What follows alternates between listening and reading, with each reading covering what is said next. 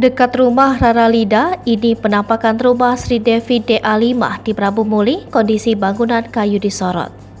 Begini penampakan dan kondisi rumah Sri Devi DA5 yang ada di Prabu Muli diketahui dekat dengan kediaman Rara Lida. Pengikut jejak Rara Lida, Sri Devi juga merupakan pedangdut asal Prabu Muli yang mewakili Provinsi Sumatera Selatan di ajang pencarian bakat penyanyi.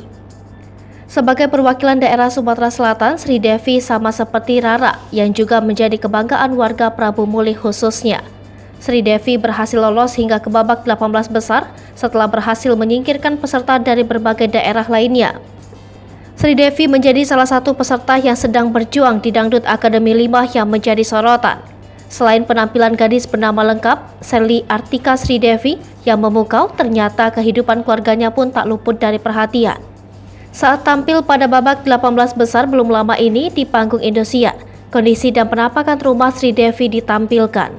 Terlihat penampakan rumah Sri Devi yang berada di Prabu Muli, Sumatera Selatan dalam layar besar panggung Indosiar.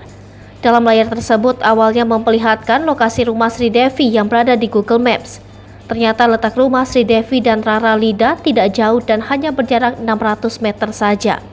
Diketahui jika Sri Devi dan Rara merupakan teman satu sanggar, sehingga sudah mengenal satu sama lain. Kemudian setelah layar diperbesar terlihat kondisi rumah Sri Devi dengan banyak kayu di depan teras rumahnya. Diketahui jika ayah dari Sri Devi merupakan seorang tukang kayu yang menerima pesanan atau orderan. Namun apabila pesanan kayu lagi sepi, Sri Devi turut membantu orang tuanya untuk mencari uang dengan cara menyanyi. Sehingga Sri Devi menyanyi dari panggung ke panggung untuk membantu perekonomian keluarga. Sri Devi tinggal bersama orang tua serta satu adiknya di rumah sederhana tersebut.